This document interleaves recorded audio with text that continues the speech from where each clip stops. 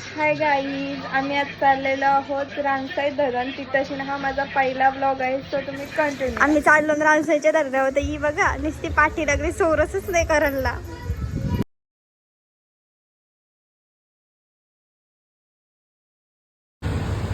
बघा आता थंड घेऊन आलेला. पब्लिक बघा किती आहे, छान पब्लिक आहे.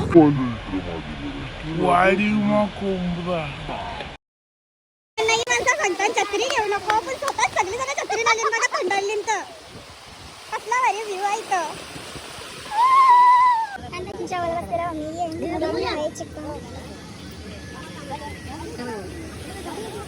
जामून बारका गोऱ्या झालेला आहे.